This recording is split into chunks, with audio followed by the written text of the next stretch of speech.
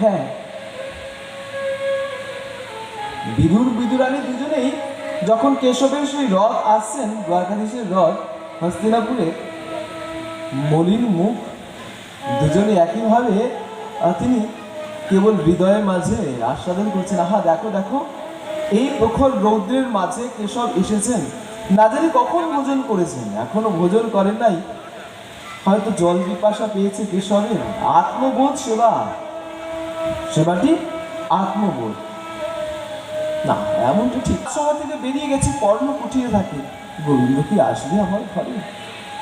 ভক্তগণ, বহু আমার দিনহীন কাঙালের ঘরেই আসেন, কিছু নাই।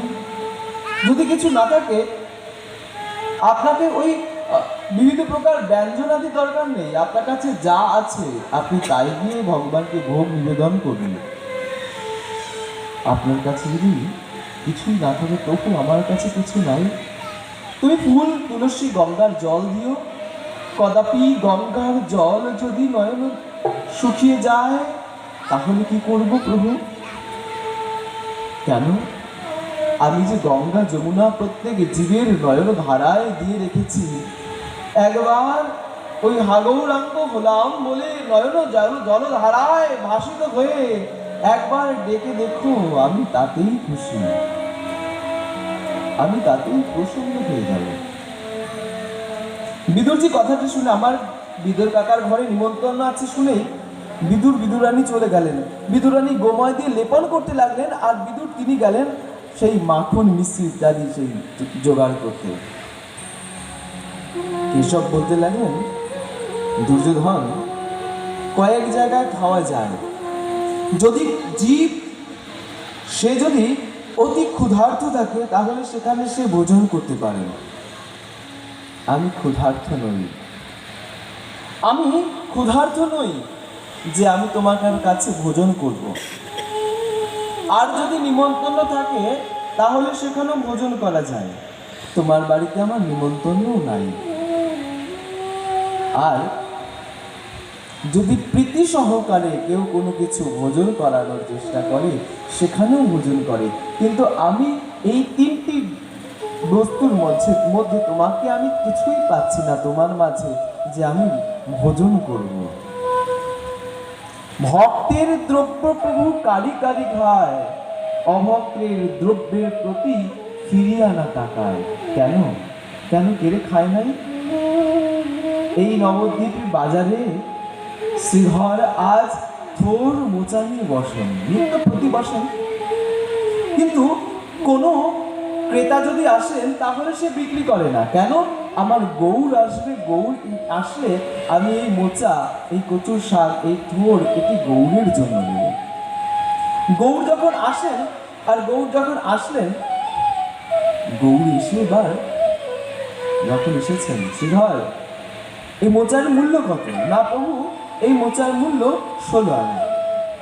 মোচাকে হাতে নিয়ে বলতে লাগলেন, শ্রীধর, আজ তুমি না মূল্য অধিক বলো, আজ তোমার ব্যবসা করতে করতে তোমার এই চাহিদা খুব বেড়ে গেছে, তুমি খুব, এত মূল্য হয় নাকি এই মোচার?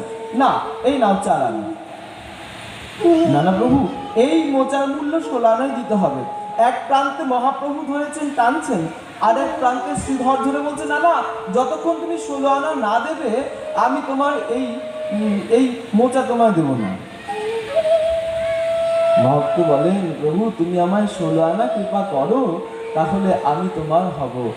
প্রভু বলেন, দেখো দেখো, যদি আমি তোমায় 4 আনা দিই হবে না? বলছে, না না, হবে না, আমাকে 16 আনাই দিতে হবে। ভক্তের দ্রব্য একদিকে মহাপ্রভু টানছেন, আরেকদিকে শ্রীধর টানছেন। কেন? সেখানে প্রীতি আছে, সেখানে টেনে টেনে নিচ্ছেন না। ভক্তের দ্রব্য প্রভু কারি কারি খায়, অভক্তের দ্রব্যের প্রতি ফিরিয়া না তাকায়। কিছু গ্রহণ করলেন না, কিচ্ছু গ্রহণ করলেন না, চলে গেলেন বিদুরের ঘরে। কাকিমা বলো, কাকিমা দরজা খুলুন। দরজা ঠক ঠক করছেন। বিদুরানী কেবলমাত্র ওই গময়দের লেপে, উঠানটি লেপে সে কেবলমাত্র স্নান করছে। সেই ভেজা বস্ত্রে তিনি দরজাটি খুললেন। দরজা খুলে, কেশব তুমি এসেছো? আহা হা, বসো বসো, কোথায় বসতে দেব? দেখো এখন তো এখনো এই মাটি শুকায় নাই, কোথায় বসতে দেবো বলো, তোমায় কোথায় দেই? বসতে দিলেন, একে পিড়ি দিলেন, না না এখানে না, পিড়িটিও উল্টো করে দিয়েছেন। নিজের হিতাহিত জ্ঞান নাই। যখন হৃদয়ে প্রেমের প্রকাশ পায় না, তখন কোনো হিতাহিত জ্ঞান থাকে না, সুর তাল লয় কিছু থাকে না, কিছু থাকবে না। তখন বিদুরানী তখন কি করলেন, না না এমন করে না, তিনি নিজের আঁচলটি বিছিয়ে দিলেন, এবার এখানে বসো। বিদুরানী বসতে দিলেন। এবার গোবিন্দ বলছেন, খুব খিদে পেয়েছে, খেতে দাও না কেন, দাও খেতে দাও। তখন বিদুরজি আসেন নাই, কি খেতে দেবো তোমায়, এক কাঁধি কলা ছিল, কলার কাঁধি নিয়ে আসলেন, আর কলার ওই ছিলকাগুলো ছাড়িয়ে ছাড়িয়ে শ্বাসগুলো ফেলে দিচ্ছেন, আর ছিলকাগুলো আমার গোবিন্দ বদন ও কানে তুলে দিচ্ছেন। গোবিন্দ আহা মধুর মধুর, মনে পড়ে যায় কাকিমা আমার সেই যশোমতী মায়ের কথা, তার সেই হাতের সেই মাখনের কথা, সেই মাখন ভেজানো রুটির কথা। আহা, এতদিন হয়ে গিয়েছে সেই মায়ের হাতের রসই আর পাই নাই, এত সুন্দর মধুর লাগছে, মধুর, আহা মধুর। এক গ্লাস তোলেন প্রভু, বলেন হরি হরি, হরি বল হরি বল। আহা দেখো দেখো, যেন আমার শ্রীমন মহাপ্রভু এক গ্লাস দ্রব্য তিনি নিজে আস্বাদন করে আর এক গ্লাস দ্রব্য তিনি নিতাই চাঁদের বদনে দিয়ে বলতে লাগলেন, নাও নাও ভাই নিতাই, কতদিন খাওয়াই নাই, কত সুন্দর, দেখো দেখো না, দেখো দেখো, একবার খেয়ে দেখো, কত সুন্দর মা, কত সুন্দর রসই করেছেন। ঠিক তদনুরূপী এইদিকে বিদুরানী কলার ছিলকা খাওয়াচ্ছেন, প্রভু আমার সেই কলার ছিলকাই খেয়ে যাচ্ছেন। বিদুর এসে বলতে লাগলে, ও পাগলি কি করলে, এ কি এই সব কলার শ্বাসগুলো পড়ে রইল, কলার ছিলকাগুলো তুমি সাথে সাথে কি করলেন, আরেকটি কলা ছাড়া না করে না, আমি তো এই মাখন মিশ্রি নিয়ে এসেছি। মাখন মিশ্রি যখন বিদুরজি দিলেন গোবিন্দের বদন পানে, আর গোবিন্দ এক গ্লাস মুখে নিয়ে বলতে লাগলেন, কাকা এতক্ষণ যে ওই আমার কাকিমার হাতের ওই পোশাক পাচ্ছিলাম, তাতে যেই স্বাদ পেলাম, আজ আর এই মাখনে কোনো স্বাদ পেলাম না। সেই সেই কলার ছিলকায় যে স্বাদ পেলাম, সেই স্বাদ আর কোথাও পেলাম না, আর পেলাম না। বিদুরজি তৎপশ্চাৎ সেখানে খুদ অন্ন, সেখানে সেই খুদ অন্ন সেখানে দিলেন, স্বাদ অন্ন দিলেন প্রেমের সহিত। ভক্তে ভগবান কি চান, ভগবান চান, তিনি প্রেম চান, কেবল না তিনি সবসে ऊंची প্রেম সগাই। এত এত সুন্দর, আপনি যতই কিছু দিন না কেন, ভগবানকে অর্পণ করুন না কেন, যদি আপনার হৃদয়ের মধ্যে প্রেম না থাকে, তাহলে দেখবেন ভগবান সেগুলো স্বীকার করবেন না। মহারাজজি বলতেন, ভগবানকে ভোগ নিবেদন করতে গেলে সেখানে নয়ন জলে তিনি বুক হাসিয়ে ক্রন্দন করে, গৌর তুমি এসেছো, নাহি জানি পরিপাটি, না জানি রন্ধন, সুখা দুঃখা এক মুষ্টি করো ভোজন।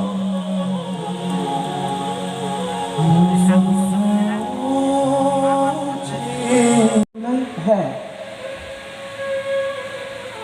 বিদুর বিদুরানী দুজনেই যখন কেশবের সেই রথ আসছেন, দ্বারকাধীশের রথ হস্তিনাপুরে, মলিন মুখ, দুজনে একইভাবে তিনি কেবল হৃদয়ের মাঝে আস্বাদন করছেন। আহা দেখো দেখো, এই প্রখর রৌদ্রের মাঝে কেশব এসেছেন, না জানি কখন ভোজন করেছেন, এখনো ভোজন করেন নাই, হয়তো জল পিপাসা পেয়েছে কেশবের। আত্মবোধ সেবা, সেবাটি আত্মবোধ না, এমনটা ঠিক। সভা থেকে বেরিয়ে গেছে, কর্ণ কুঠিয়ে থাকে, গোবিন্দ কি আসবে আমার ঘরে? ভক্তগণ, বহু আমার দিনহীন কাঙালের ঘরেই আসেন, কিছু নাই। যদি কিছু না থাকে, আপনাকে ওই বিবিধ প্রকার ব্যঞ্জনাদি দরকার নেই, আপনার কাছে যা আছে আপনি তাই দিয়ে ভগবানকে ভোগ নিবেদন করুন। আপনার কাছে যদি কিছুই না থাকে, তবু আমার কাছে কিছু নাই, তুমি ফুল তুলসী গঙ্গার জল দিও, কদাপি গঙ্গার জল যদি নয়ন শুকিয়ে যায়, তাহলে কি করব প্রভু? কেন? আমি যে গঙ্গা যমুনা প্রত্যেক জীবের নয়ন ধারায় দিয়ে রেখেছি, একবার ওই হাগৌরাঙ্গ হলাম বলে নয়ন জলধারায় ভাসিত হয়ে একবার ডেকে দেখো, আমি তাতেই খুশি, আমি তাতেই প্রসন্ন হয়ে যাব। বিদুরজি কথাটি শুনে, আমার বিদুর কাকার ঘরে নিমন্ত্রণ আছে শুনেই বিদুরানী চলে গেলেন। বিদুরানী গোময় দিয়ে লেপন করতে লাগলেন, আর বিদুর তিনি গেলেন সেই মাখন মিশ্রি ইত্যাদি সেই জোগাড় করতে। কেশব বলতে লাগলেন, দুর্যোধন, কয়েক জায়গায় খাওয়া যায়, যদি জীব সে যদি অতি ক্ষুধার্ত থাকে তাহলে সেখানে সে ভোজন করতে পারে। আমি ক্ষুধার্ত নই, আমি ক্ষুধার্ত নই যে আমি তোমার কাছে ভোজন করব।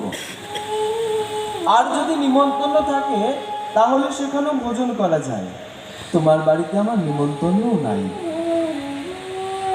আর যদি প্রীতি সহকারে কেউ কোনো কিছু ভোজন করানোর চেষ্টা করে সেখানেও ভোজন করে, কিন্তু আমি এই তিনটি বস্তুর মধ্যে তোমাকে আমি কিছুই পাচ্ছি না তোমার মাঝে যে আমি ভোজন করব।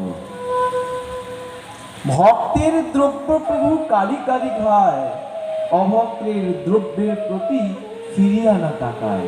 কেন? কেন কেড়ে খায় নাই? এই নবদ্বীপের বাজারে শ্রীধর আজ থোর মোচা নিয়ে বসেন, নিত্য প্রতি বসেন, কিন্তু কোনো ক্রেতা যদি আসেন তাহলে সে বিক্রি করে না। কেন?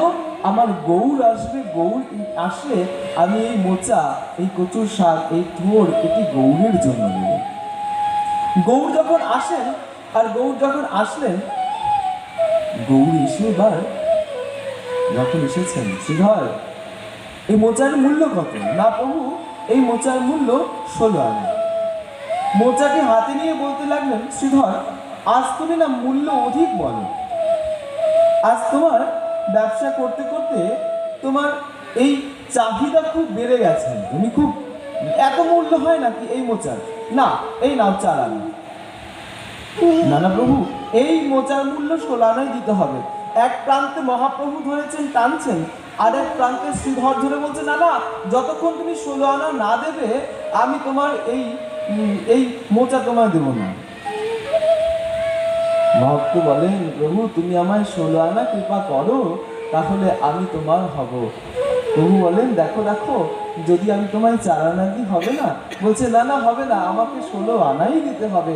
ভক্তের দ্রব্য একদিকে মহাপ্রভু টানছেন, আরেকদিকে শ্রীধর টানছেন। কেন? সেখানে প্রীতি আছে, সেখানে টেনে টেনে নিচ্ছেন না। ভক্তের দ্রব্য প্রভু কারি কারি খায়, অভক্তের দ্রব্যের প্রতি ফিরিয়ে আনা তাকায়। কিছু গ্রহণ করলেন না, কিচ্ছু গ্রহণ করলেন না, চলে গেলেন বিদুরের ঘরে। কাকিমা বলো, কাকিমা দরজা খুলো। দরজা ঠক ঠক করছেন। বিদুরানী কেবলমাত্র ওই গমনের লেপে, উঠানটি লেপে সে কেবলমাত্র স্নান করছে। সেই ভেজা বস্ত্রে তিনি দরজাটি খুললেন। দরজা খুলে, কেশব তুমি এসেছো? আহা হা, বসো বসো, কোথায় বসতে দেবো? দেখো এখনো এই মাটি শুকায় নাই, কোথায় বসতে দেবো বলো তোমায়, কোথায় দেই? বসতে দিলেন, একে পিড়ি দিলেন, না না এখানে না, পিড়িটিও উল্টো করে দিয়েছে। নিজের হিতাহিত জ্ঞান নাই।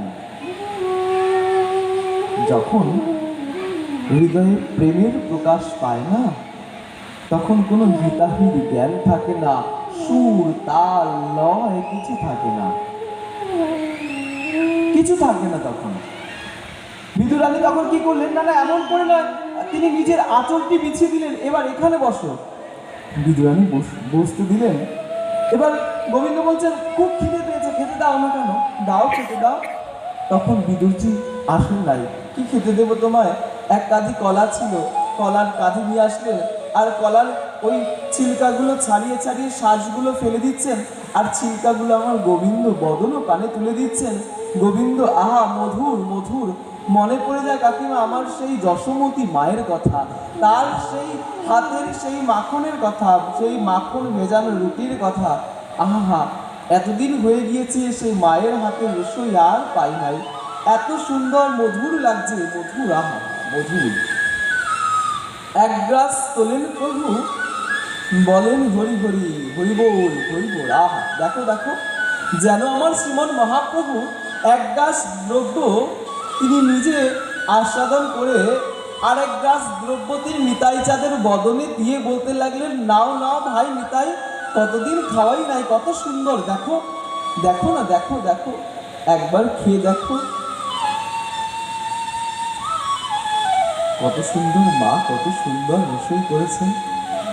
ঠিক তদনুরূপী এইদিকে বিদুরানী কলার ছিলকা খাওয়াচ্ছেন, প্রভু আমার সেই কলার ছিলকাই খেয়ে যাচ্ছেন। বিদুর এসে বলতে লাগলে, ও পাগলি কি করলে, এ কি এই সব কলার শ্বাসগুলো পড়ে রইলো, কলার ছিলকাগুলো তুমি সাথে সাথে কি করলেন, আরেকটি কলা ছাড়া না করে না, আমি তো এই মাখন মিশ্রি নিয়ে এসেছি।